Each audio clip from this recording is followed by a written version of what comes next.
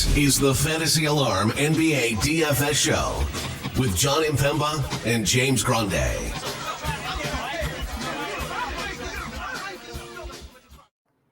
What is going on, FA Nation? John Impemba here with James Grande. Welcome into the Fantasy Alarm NBA DFS Playbook Show. We are here for 7 games on Wednesday. A little hump day action here. 7 games, James. Yeah, it's an interesting slate. How many teams do we have on a back-to-back? We have Memphis, and that's it. 8:30 tip or 8:30 late night. So that means we're losing Atlanta, Portland, Lakers. Kings. Definitely don't want Atlanta, Portland, Lakers, Kings on the main slate. Yeah, doesn't seem like fun games at all. Not 3 of the fastest paced teams in the NBA, and then Portland. Surely not the fun. We got Toronto, Detroit. Detroit's getting 2.5, giving 2.5 rather. Sorry to Toronto, 233.5. There hasn't been many times this year I've said Detroit was giving points, so it threw me off there momentarily. Brooklyn, Orlando. They've been better. They've been better lately. I know, it's true. Kate Cunningham, good player. Orlando giving 7, 204.5 total there against Brooklyn. That's kind of gross. Chicago, Indiana, Pacers giving 4 there on the back-to-back, 233.5. Denver, Miami getting 3, 213.5.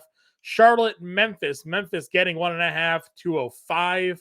Cleveland, New Orleans giving 7, 217.5. And then, as you mentioned, our late game here, Golden State, Dallas giving 7.5, 238.5 game total in that one. Yeah, interesting 238.5 with Steph already ruled out, but maybe future president. Possibly, by the way. Possibly. We may have future Vice President Aaron Rodgers. So. Yep. I should have said anything's possible. Yeah. No. You smile through it, John. Just smile through it. I think it'd be great to have a vice president also quarterback the New York Jets during the season. So, it would be a wonderful idea. He'd have plenty of time. He'd have plenty of time for his obligations on both fronts.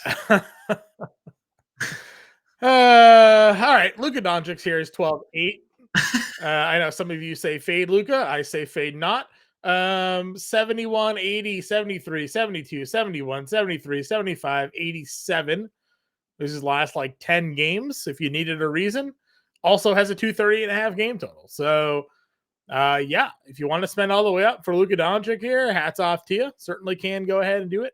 I can't even say are you concerned about blowouts? Because he's done this in blowouts. He's the reason these games are being blown out. So, Luka's good. 12-8. Feel free to plug him in if you want to do so. Dude, they were up 30. Yeah. They were up 30, and he started the fourth quarter of that last game. Up 30 night for him, honestly. 9 of 23 shooting. So bad night. I will say, John, just and it's something that you have specifically brought up. We are covering the DraftKings main slate, right? And I saw the discussion on our live stream today. The gentleman that was telling us to fade Luka was a FanDuel player. This is a different scoring system completely. FanDuel, and you've said it because you've been playing on FanDuel a little bit more. You don't need Luka because the turnovers and you don't accrue the, he's only scoring points 60 fantasy made. Over there. The made threes haven't been there, and the triple doubles and the double double, all these bonuses, they're not there for Luka. So yes, there is a better case on FanDuel to fade Luka, but he is in every optimal lineup, every slate. And to the point where it's okay, he's 12-8. We haven't seen 13K for players since Harden and Westbrook. And Jokic probably Luka last year at some point. Right? Probably but Luka. Yes, it takes an elite run to get to the 13K pricing tier.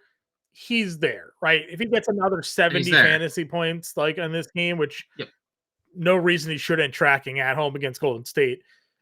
13K is definitely the next slate that we got. After him, I mean, again, I understand these guys are injured and whatnot, but how do you ignore what Kate Cunningham has been doing right now, right? We just talked about it. They're actually home favorites. In Toronto, we know not great defensively here. Not even a great shooting day from Kate. He went 8 of 20 from the floor against Charlotte, still gave you 43 fantasy points. So, yeah, Halliburton's there, and there's other guards, maybe you consider. But if we're looking to spend up, those are it. It's tier A. It's Luka. Tier B is Cade for me. I don't know how you feel about the rest of the mid tier, but that's kind of the two I'm looking to plug.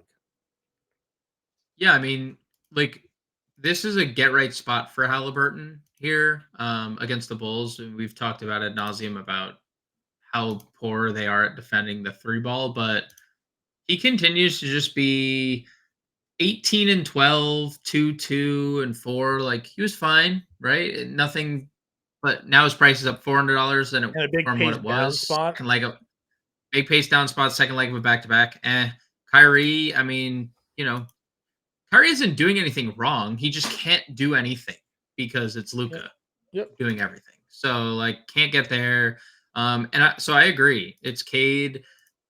The minutes haven't even really been there. I mean, he's been involved in 2 blowouts, right? So what could have been in both those games if they were more competitive and you needed Cade for longer stretches, it was a little bit interesting to see the Detroit rotation last game, John, because it wasn't necessarily a blowout this whole game. And they got some pieces back, like Quentin Grimes played into the 20s and minutes, and he was playing Sasser He and played stuff. Fournier So again, yeah, he played Fournier. So it is something to at least note that maybe we don't get 38 every night from Cade. But if it's a competitive game, like, you have to assume it's mid 30s and not low 30s. So definitely a great play. What do you think? Quickly's questionable. Bruce Brown was amazing the other night. Doubled, 38 minutes. I think if Bruce Brown's going to start, I know RJ Barrett's out, but it definitely hurts Quickly a little bit at 85, right? That feels a little too expensive. I don't really want to go there, I guess. I mean, I get it. It's obviously he's been good. No arguments. I don't really have much more to add to that. He's been good. I don't know if Brown honestly would impact him much. Yeah, and no Barrett. So, like, they could coexist. So sure. If Quickly I feel like I like the Cade um, side better, but Quickly has obviously been just ridiculous lately. So I think you could probably safely say Quickly's minutes are probably more, like, a little bit more secure if he plays, right? Like, in a competitive game, his minutes are probably a little that's more probably secure. fair. I'm not saying it's like a I still think big I may go difference. Cade over him, but I guess it would depend on what the Toronto lineup looked like too there. I agree. I'm not disagreeing. RJ Barrett out, Quickly questionable, Gary Trent questionable. Boucher did, by the way, tear his MCL. So I guess my fear was not wrong. And Barrett Boucher out, Hurdle out, Barnes out, obviously, and Quickly Trent questionable. So. I do like Kobe White on the other side of this. I know he had an atrocious game against Dallas. Again, everybody in Dallas did there. Chicago did against Dallas. But I do like the pace up spot, obviously, against Indiana here. I don't really like going against New Orleans with anybody. Obviously, Garland's had some big games lately without Donovan Mitchell. Mitchell is questionable, so we'll see. Yeah, he's officially questionable. They rolled out Strus and Dean Wade already out. And obviously So we'll see, I guess, with Garland. I don't generally like going up against New Orleans there. Chris Paul's been good. I don't know how you feel about the Golden State going into Dallas here. He's $6,900. You have Schroeder in a tough spot against Orlando. Micic up to 62 now. When you liked Ivy the other night, he did not have a great game, but maybe always a chance for him to bounce back. Like, what are your thoughts for the second grouping of guards here? Yeah, I mean, I think you raised a good point. Salute to Jamal Murray also, who's continuing to just score 50 fantasy points. He's ramping up for the postseason stretch, right? He's just like Jokic, just playing monster minutes every game. So throw him in there. But I do like the Kobe White call. Indiana, it's a good spot. Second leg of a back-to-back as well. Chicago gets them coming off a really tough loss. Garland, obviously, in play if there's no Donovan Mitchell. I don't know. 77 feels a little too steep for me if we do see Donovan Mitchell in the lineup. CP3, dude, hard to ignore 19 shots in 33 minutes for Chris Paul. That is kind of surprising. He had a really good game against Dallas previously. So it's a good spot. Just because Dallas routed Chicago doesn't mean they're going to. I mean, it's the best total on the board. So I'd be okay getting to Chris Paul 69. Pajemski was really, really good off the bench the other day. 34 fantasy points, 35 minutes for him, which is obviously great.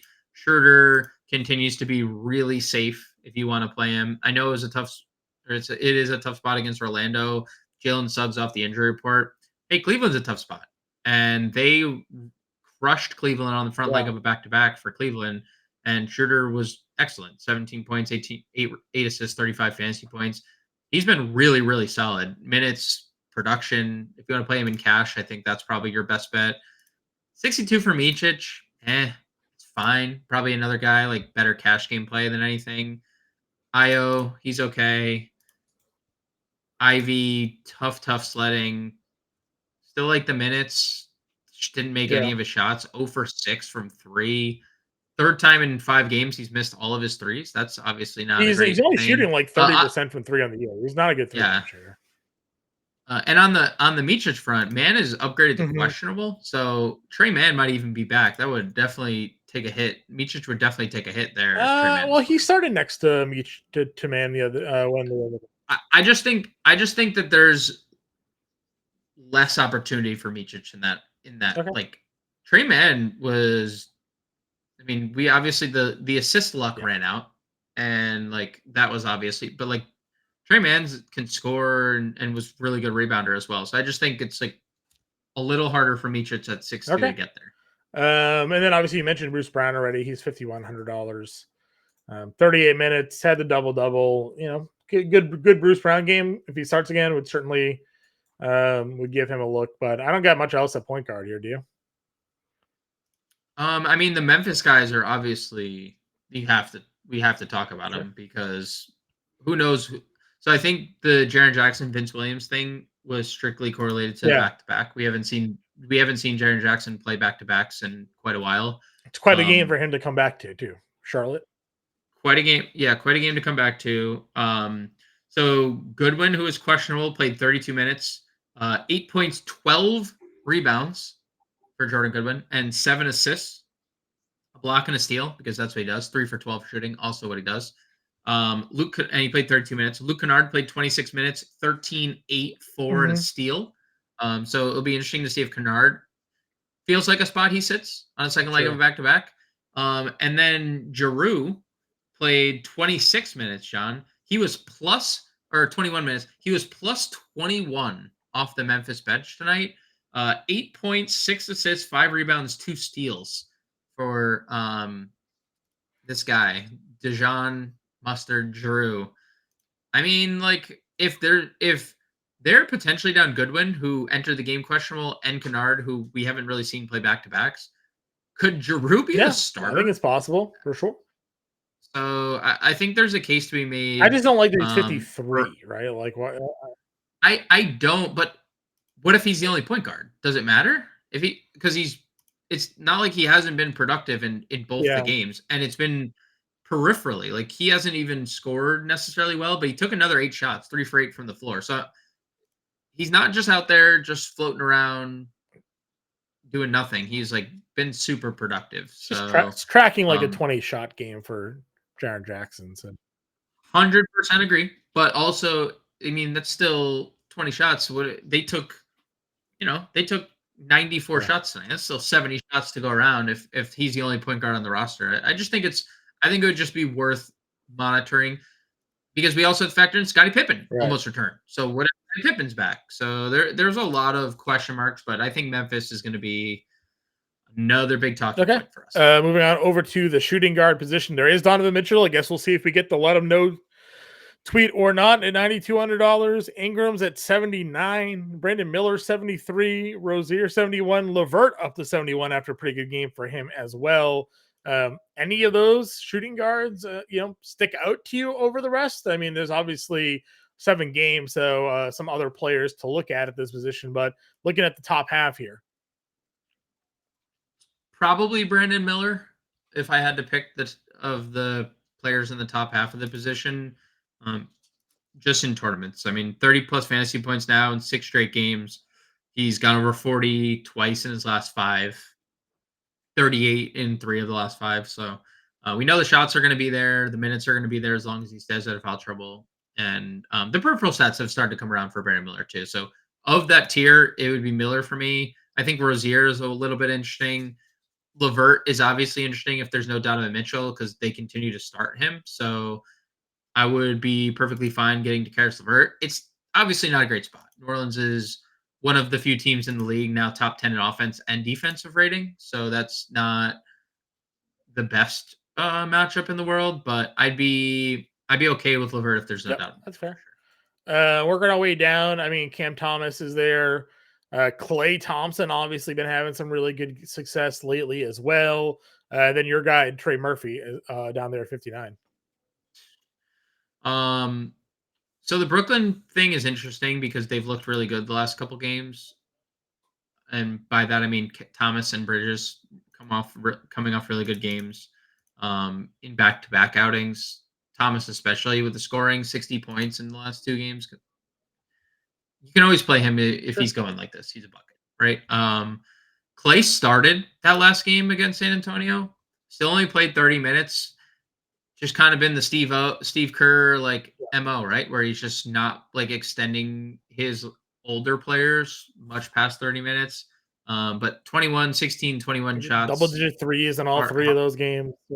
Yeah, it's hard to ignore. So now shooting guard, small forward again, really good eligibility. Guess the right Trey Murphy game, John, and you'll get a sub 10% play that breaks the slate.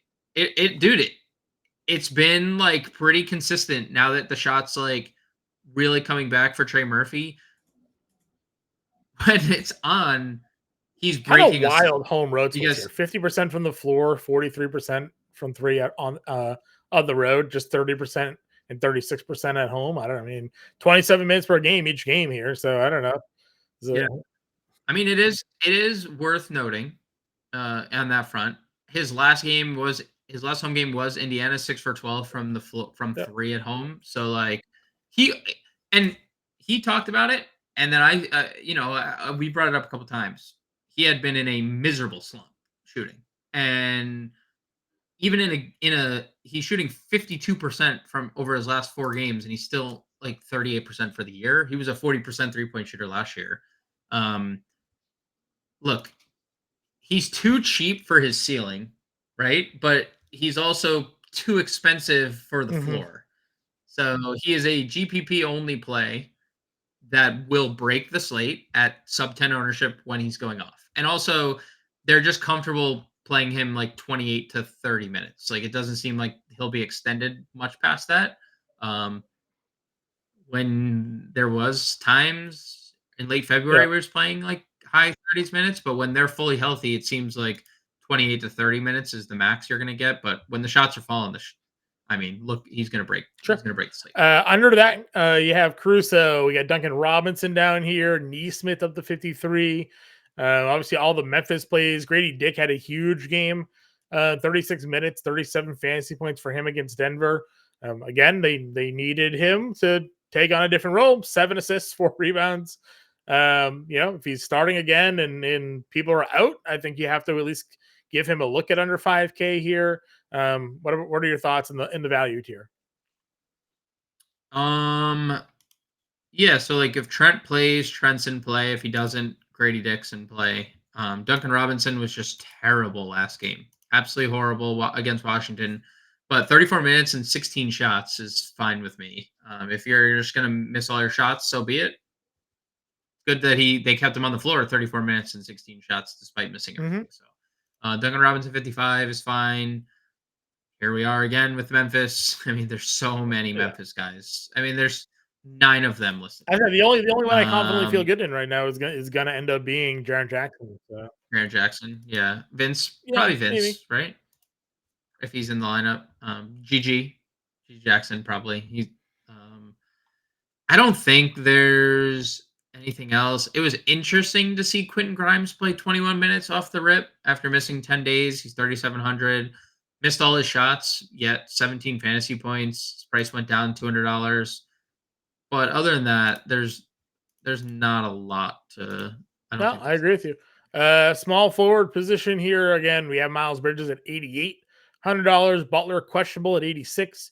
DeRozan off a really awful game. Maybe a good bounce back spot for him against the Pacers at 82.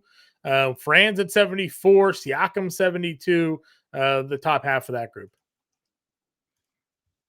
Yeah, I mean, Bridges continues to be really solid in minutes and shot attempts and everything, really. So if you want to get to Miles Bridges on the court, you can definitely do so. Butler is a little bit interesting. Who did Miami rule out? They ruled out here already. Yes, it was. Butler's fine. I mean, he had a decent game against them. Obviously, he had like a little disappointing finals last year against Denver. You can get to him. DeRozan, we'll see the Neesmith defense. He's been decent against them. Fantasy-wise, 35 fantasy points per game, 34% shooting against Indiana this year, John. Aaron Neesmith is a good defender, so that's the matchup he'll see. Franz Wagner, fine. Yeah, I mean, these tournaments, he has plays. He's been pretty disappointing other than like the Washington game lately. But we know he has a high ceiling at times. So there's nothing that like really stood out to me other than Miles Bridges, honestly. And then like you could play Miller here and Siakam as well. We work our way down again. We'll see what happens with Memphis, but Jake LaRavia is here. He had another good night on Wednesday. Jaime Jaquez had a couple of good games. Isaac Okoro, we'll see who's available for Cleveland here. Fontecchio, 51 started. I think Oscar Thompson, is he upgraded? Questionable. Okay, so, he's questionable. You could see Fontecchio start again. He had a really good game, 38 and 41 fantasy points the last 2 games for him. So maybe some good value at small forward. Oh, you don't say Isaac Okoro 32 fantasy I did. points. I said Isaac Okoro. I said, well, no, I know. No, I wasn't. No. I said you don't say. We'll have to see on the lineup, obviously, but no, of course. But if there's no Donovan Mitchell, it's status quo for the rest of it's just the same team. So yeah, LaRavia, if guys are out, he'll start. He went back to the bench 24 minutes, but like you mentioned, 16, 4, 1 assist, 2 steals. He was good. Wiggins, dude, 30 minutes for Wiggins the other night off the bench. Actually started rather. I don't hate it. I don't love it. I would prefer Fontecchio or Bruce Brown if at that price. Moody he got hurt in that game. No, he just came off the bench and play. Another position that just kind of dries out. Agbaji played 28 minutes, but we know don't really care much for him there. McDaniels played 19 minutes still, 23 fantasy points. There would have to be guys out, but yeah, it's an interesting slate. Obviously, we know it's top loaded, so I'm trying to see Lonnie Walker only played 13 minutes. Niang obviously had a tough game. You mentioned Moody already, so we'll see how it plays out. Power forward has Banchero at 89. Jaren Jackson, as I mentioned, 86 would be one of my favorite plays overall in the day. Zion at 83 would look pretty good as well. Top 4 guys there. Yeah, no problems getting any of them. You have a favorite of the Banchero, Bridges, Jackson, Zion? Jackson, Zion, probably 1-2, pretty close. As good as Jackson has been, Zion's been just as good, and the Pelicans are winning every game right now. So Zion, 48, 55, 45 fantasy points the last 3 games. Looks really great peripherally, John, which you and I have screamed from the rooftops for years. Please just do things other than score. And Zion is doing just that. So I would say Jackson and Zion probably 1 and 2. Mid-tier grouping here, Kuminga, Porter, Aldama, Aaron Gordon. Then you mentioned Gigi Jackson, 59. Grant Williams, $5,500. PJ Washington, 53. Where are you with the 6 and 5K tier? I mean, Kuminga's been playing the minutes and taking the shots, kind of lagging a little bit elsewhere, especially for 7K. That seems fine, right? Because it's a good spot, so it's fine. It's not like a priority of mine, but I can get there. Michael Porter coming off like a bunch of good games in a row, just outside of the Boston game, he's been really solid. 50s and then couple bunch of 30s, so he's good. If Aldama's, I mean, we don't definitively know Jaren Jackson's going to play, but he's been playing at least one leg of a back-to-back. So, I mean, if Jackson's out, Aldama played 30 minutes again, 11. He didn't have a great game, but the 30 minutes is probably the more important part. So, probably play another 30 minutes. You mentioned GG, obviously. GG. Probably wouldn't play a Sor if he. I wouldn't be against playing a Sor, but yeah, I'm okay with Grant. Memphis second leg of a back-to-back. Grant starting alongside Nick Richards now, playing big minutes. Do you think if Trey Mann plays, does Grant Williams go back to the bench, or do you think Micic goes back? I don't know. Actually, I guess it would maybe depend on the lineup Memphis throws out there, because they've been. I mean, obviously they were starting Trey Mann, and then Trey Mann went down, and then they started Grant, right? So I agree with you. A couple of guys we've already talked about down here, obviously. What are your thoughts on Isaiah Stewart at 5K? Is that an Oscar Thompson need out thing? Probably to maximize his minutes. It's fine. He is what he is, right? He's 5K. He's okay. You have him, obviously. Then our guys Niang and Bertans looking for bounce backs. Dorian Finney-Smith at $4,900. Anybody else for you?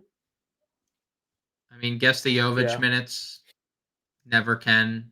Doesn't feel like a spot they would play Jovic, but didn't feel like a spot they would play Jovic in OKC. He played 30 minutes. 25 and 27 fantasy points in back-to-back games for Nikola Jovic. Dallas is starting Derek Jones again. 18, 16 and 19 in the last 3. Yeah, the John Isaac minutes have been incredibly interesting, and the fantasy production has followed suit. So he had over 20 fantasy points 3 straight games, and he's 3,500 still. So, dude, we've seen ramp ups happen for a couple of, like, Gordon Hayward played 30 minutes, right? I'm not saying Gordon Hayward, but I was about to say Gordon Hayward. We haven't seen Gordon Hayward have as many injuries but he has. So I think for Isaac's probably locked into the 20-minute role, but like it's good to see 3 straight games where he didn't get hurt and he actually played the minutes, because he's always been a really good fantasy point per minute guy. So if you're looking for like a last man super dart throw value guy, like Isaac, I think certainly could. I bet you he's popular. Okay. I bet you first ownership run, because we don't have anything, because we don't have like definitive like value. He's 3,500. You're gonna see Luka at 60% projected, and then it's like, oh well, the only way I can get Luka is John Isaac. I mean, you were even clicking through. You're like, to try to fit Luka, like there has to be something down there. Right? Yeah, it's probably John Isaac. You're right. Center position again. Jokic is here. Man went for 94 fantasy points. Toronto was up big in this game, and then Denver just second half destruction. So. Listen, we know it's in his bag, man. So sure, you want to play him? Sure. He also he has obviously their success against Bam. I mean, he really torched. What did Valanciunas come out? No, okay. But they've been starting Nance in the second half of these games. Yeah, Valanciunas. But I'm more so thinking Allen here. I would play Allen really. As long as no Mitchell. If there's no Mitchell, I would get Jared Allen. Okay. Vucevic's 83. Kelly O up to 7K. It's not a terrible spot for Kelly Olynyk here. Nope, it's not. He wasn't great in that Denver game. Jonte Porter was really good. And then we got the Porter jersey swap after the game, which was pretty cool to see. But I'd be okay getting to Kelly O, especially 24 actual in that game. It just didn't give you any of the other usual peripheral stats. Right, which is what he does. So, well, like who's defending him on the Jalen Durant chasing him around? I don't see that happening. So I agree. No, I agree. On the flip side, Durant also probably finds himself in a pretty good spot. Went for 20-10 against Charlotte. Olynyk ain't D'ing him up. So, could be. It's just got to be. It's just this where you're not like necessarily worried about it in Charlotte. Like this is a little bit of a worry having to guard Kelly O on the perimeter and stuff. That would be my only like. I would probably play Claxton over him. With how good Claxton's been lately. I mean, he's been super consistent. 33 fantasy points or more in 6 straight, 36 or more in 4 straight double-doubles. It's been a really tough spot for centers. I mean, Orlando's they're just good. They're just it has. Yeah, they're number 1 in defense since the All-Star break. Yep. Let's see. We don't really know what Dallas does. They keep switching who they're starting. Jackson Davis dunked on Wemby, got the highlights, 24 and 26 minutes the last 2 games now. Good spot for him against Dallas here. And didn't start that game, by the way. So yeah, it's definitely a little bit interesting. He'll probably be popular again. John, have you seen the run that Daniel Gafford's on, by the way? He has not missed a shot in 4 games. He's approaching the NBA record for most consecutive made field goals. Is there a minimum 30 attempts? It's just the record is 35 made consecutive. So he has 28. 16, 28. So like literally all he's doing is dunking. He started last game, by the way. With so I saw him start. That's what I'm saying. They keep kind of moving around the minutes for him. Now, Derek Lively was also incredible in that game. For what that's worth, he went 11 for 12 from the floor. So I'd be okay getting to like either any center in that game, really. I think there's viability to like. Then we would run back to Jemison against Charlotte if he starts. You have to. If he's in the starting lineup, you have to play him. I know. I'm just saying it's not like the first time he started in a good spot. And like he had a good game. He dominated that game. No, he undoubtedly had a good game. I think what happens is though when there's that few of players available by default. Yeah, by the right. Like so. No, I know. But like I mean, he's been extended before and has not done what he did tonight. So that's all I'm saying. Bias probably puts some ownership on him. I would not be like going into a slate banking on that type of production. Sure. That's for sure. Like I'm not going in being like, oh, I'm assuredly getting a 20-point double-double out of like, no, I feel like that would be kind of silly. I'm not saying he's a bad play. I'm just also saying like temper your expectations a little bit. I got one more for you just to throw out. Well, maybe 2. Backup centers. Our favorite game. James Wiseman, $3,800. Obviously, the Dallas game was blowout slash ejection for Jalen Duren. But he was really good against Charlotte. Jalen Duren not in foul trouble at all in that game. 30-18 split. James Wiseman, 24 fantasy points, almost double-doubled. Just a thought, given where they are in the season. And then Larry Nance would be the second guy. Larry Nance minutes the last 2 games, 29 and 27. Yeah. 18 and 25 fantasy points. They've started him in the second half, both of those games. So big minutes, and it's coming for this game, right? Like it's just guaranteed. Agreed. Jared Allen is too athletic for Valanciunas.